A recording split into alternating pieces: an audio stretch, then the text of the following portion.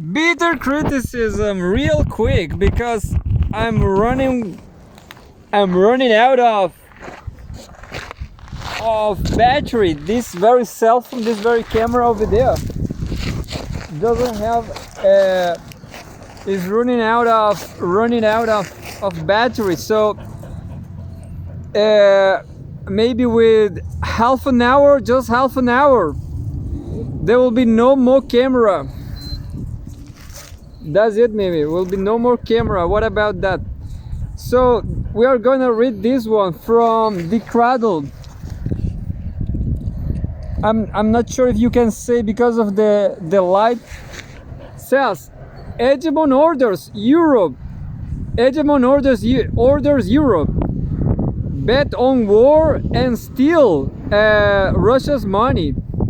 Bet on war and steal Russia's money. By Tyler Durden. Thursday, June. This was from today. June 20, 2024. Authored by Pepe Escobar. The Swiss peace kabuki came and went, and the winner was Vladimir Putin. He didn't even have to show up. He's talking about the Swiss peace kabuki. Swiss peace kabuki. We have a photograph of him. My opinion, bitter criticism opinion, Vladimir Putin should be the Nobel Prize winner because he's fighting for all of us, from the global south. That's the truth. That's the whole truth. As he's fighting for Chileans too.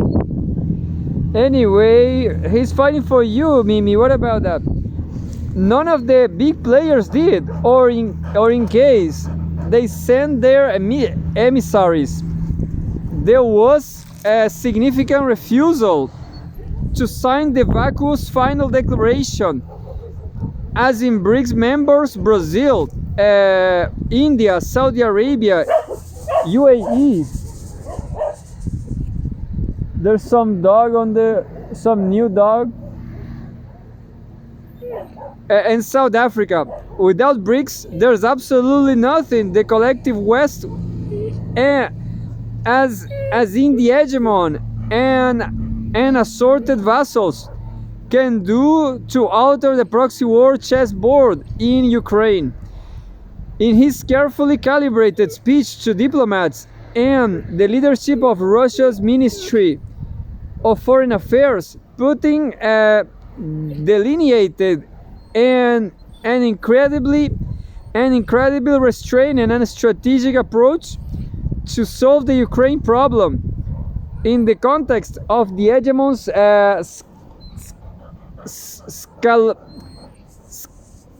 scalatory green light.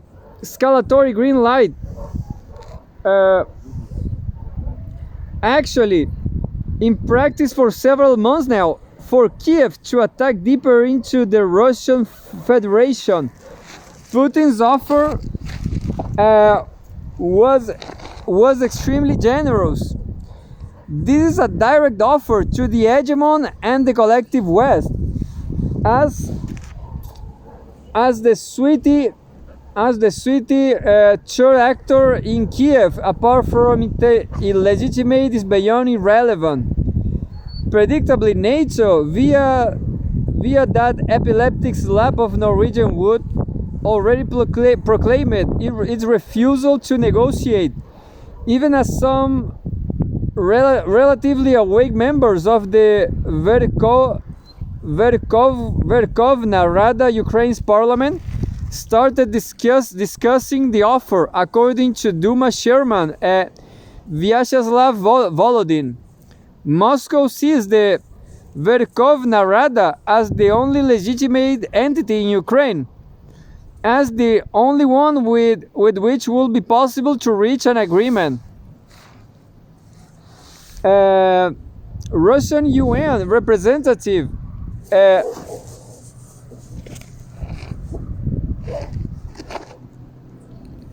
I'm not seeing that dog.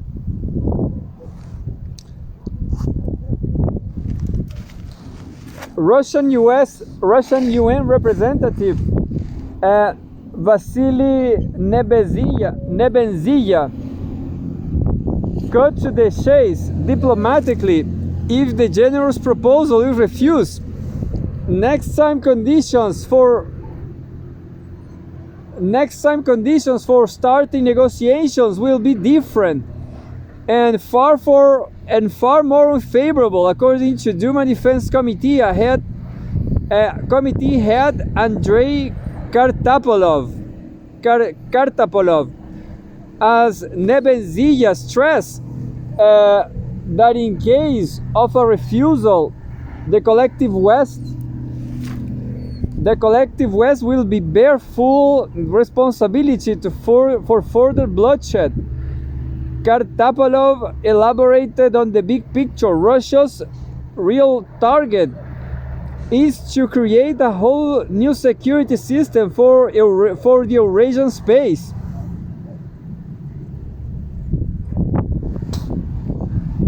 And that, of course, is anathema to the hegemon's elites. Putin's security vision for Eurasia harks back to this legendary speech at the Munich Security Conference in 2007. Now, with the steady advance of an irreversible multinodal italics mind and multicentric new system of international relations, the Kremlin is pressing for an urgent solution. Considering the extremely dangerous escalation of these past few months, Putin once again had to remind the deaf, dumb and blind of the obvious. Quote, calls to inflict a strategic defeat on Russia, which has the largest arsenal of nuclear weapons, demonstrate the extreme adventurism of Western politicians. They either do not understand the scale of the threat they themselves create, or they are simply obsessed with the belief in their own immunity and their own exclusivity. Both can turn into a tragedy. They remain deaf, dumb and blind.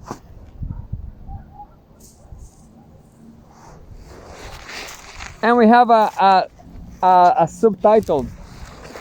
A proposal does not solve anything. A proposal does not solve anything. A fierce debate is raging in informed circles in Russia about Putin's proposal. Critics blast it as a capitulation forced by selected oligarchs and influential business circles. Adverse to an almost war, the preferred motto that keeps postponing the inevitable decapitation strike.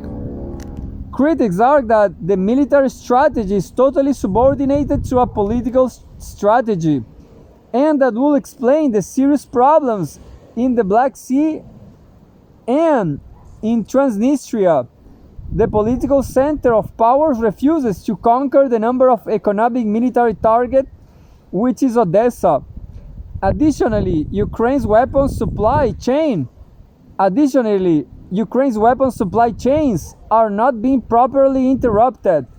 The key critical point is this is taking too long. One just needs to look at the example of Mariupol in 2014. In 2014, Mariupol was left in the control of Nazi Banderista gangs as part of a financial deal with Rinat Akhmetov, the owner of the Azovstal works. That's a classic case of oligarchs and financiers prevailing over military objectives. Putin's generosity, visible in this latest peace offer, also elicits a parallel with what happened in Daraa in Syria. Russia also negotiated what looked at first like a peace deal, yet Daraa remains a mess, extremely violent, with Syrian and Russian soldiers at risk. It gets really tricky when the current proposal only asks NATO not to be encroached in Kiev, but at the same time, Kiev will be allowed to have an army based on the aborted April 2022 negotiations in Istanbul. Critics also argue that Putin seems to believe that this proposal will solve the war. Not really. A real denazification campaign is an affair of decades, involving everything from full demilitarization to eradicating focuses of extremist ideology, a real cultural revolution. The current escalation already is in tune with the orders given by the rarefied plutocracy who really runs the show to messengers and operatives. Nazi banderista gangs will unleash a war of terror inside Russia for years from Ukraine territory, just like Idlib in Syria remains on a terror-friendly environment. Interesting. I don't know nothing from Idlib in Syria. The Odessa File. This is another headline, another subtitle. The Odessa File. Putin's strategy may be onto something that escapes his critics. His wish for a return of peace and the re-establishment of sound relations with Kiev and the West has got to be a ruse, as he's the first to know that that's not gonna happen. It's clear that Kiev will not willingly cede territory. This will have to be conquered in the battlefield. Moreover, NATO simply cannot sign its cosmic humiliation on the dotted line, accepting that Russia will get what is demanding since February 2022. Putin's first diplomatic objective, though, has already been met. He has clearly demonstrated to the global majority he is open to solve the dilemma in a serene atmosphere. In a serene atmosphere.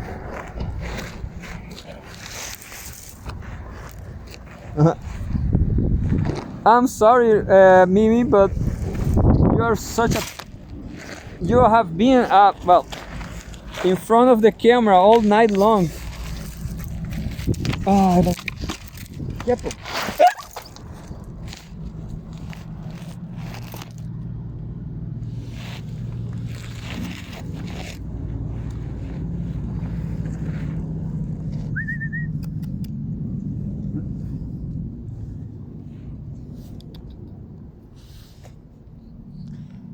The Odessa File. The Odessa File, look. The Odessa File. Putin's strategy may be onto something that escapes his critics. His wish for a return of peace and the re-establishment of sound relations with Kiev and the West has got to be a ruse, as he's the first to know that's not gonna happen. It's clear that Kiev will not willingly cede territory. This will have to be conquered in the battlefield. Moreover, NATO simply cannot sign its cosmic humiliation on the dotted line, accepting that Russia will get what it is demanding since February 2022. Putin's first diplomatic objective, though, has already been met. He has clearly demonstrated that to the global majority, he is open to solve the dilemma in a serene atmosphere, while this discombobulated NATO keeps shrinking war every other minute. I guess Vladimir Putin is kind of boring. I've listened his speeches, and I think he's boring. He's too he talks too much, I guess, and he's too delicate, I guess. I don't understand what he says. Anyway, the Hegemon wants war. Question: the Hegemon wants war, so war it will be to the last Ukrainian. And that brings us to the Odessa file. Putin crucially did not say anything about Odessa. This is Kiev's last chance saloon to keep Odessa. If the peace proposal is rejected for good, Odessa will feature in the next list of non-negotiables. Foreign Minister Sergei Lavrov once again nailed it. Putin is patient. Those with ears will hear. Those with brains will understand. No one should expect working brains popping up across the West. Hungarian Prime Minister Viktor Orbán has confirmed how NATO is planning massive installations in Poland, Romania, and Slovakia to coordinate transfer of weapons to Ukraine. Add to it the epileptic slap of Norwegian Wood stating that NATO is discussing bringing their nuclear weapons to a state of combat readiness in the face of the growing threats from Russia and China. Once again, old Stolty gives away the game. Note this is all about the Hegemon's paranoia with the top two existential threats: the Russia-China strategic partnership, that is, the leaders of BRICS coordinating the drive towards a multipolar, multinodal italics mind, harmonic Putin's terminology world. Oh, I just read 2 times this. What a mess. Stealing Russian money is legal. This was another subtitle. Look.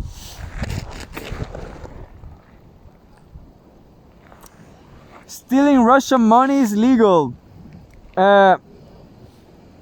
Then there's the blatant theft of Russian financial assets. At their sorry spectacle in Puglia in southern Italy, G7, in the presence of the illegitimate sweaty shirt actor Zelensky, agreed to shove an extra. I guess I've read this before, I guess Pepe Escobar is recycling too much paragraphs. Sorry, Pepe, but agreed to shove an extra $50 billion in loans to Ukraine, funded by the interest of Russia's frozen and for all practical purposes stolen assets. With impeccably twisted logic, Italian Prime Minister Giorgia Meloni, whose hairdressing and wardrobe revamp conclusively did not apply to her brains, said that the G7 will not confiscate frozen assets of the Russian Federation. We are talking about the interest that they accumulate over time. I guess that's assets, isn't it? Anyway, so I was reading an article about Italy before from Pepe Escobar Telegram, and well, Giorgia Meloni is driven by neocons, so she's liberal, or Italy is a illiberal democracy, which is shit. Anyway, as financial scams go, this one is a thing of beauty. Essentially, the brain customer of the Hegemon and its instrument, the EU, are trying to mask the actual theft of those frozen Russian sovereign assets, as if this was a legal transaction. The EU will transfer the frozen assets, something around 260 billion dollars, to the status of collateral for the American loan. That's the whole thing, because only the income deriving from the assets will not be enough as collateral to secure the loan. It gets even this year. These funds will not leave Washington for Kiev. They will remain in town to the benefit of the industrial military complex, churning out more weapons. So the EU steals the assets under a flimsy legalist pretext. Janet Yellen already said it's okay and transfers them to the US. Washington is immune if everything goes wrong, and it will, as it will. Only a fool will believe that the Americans will give a sizable loan to a de facto country 404 with a sovereign debt rating in the abyss. The dirty job is assigned to the Europeans. It's up to the EU to change the status of Russia's stolen frozen assets to collateral. And wait for the ultimate DCA gambit. The whole scheme concerns Euroclear in Belgium. There's where a largest amount of Russian funds is parked. Yet the decision on this money laundering scam was not taken by Belgium, and not even by the Eurocrats. This was a Hegemon imposed G7 decision. Belgium is not even part of the G7. Yet, in the end, it will be the EU's credibility as a whole that will go down the drain across the whole global majority. And the deaf, dumb, and blind predictably are not even aware of it. And that's it by now. You know, today I forgot my camera supporter, so I'm on the ground.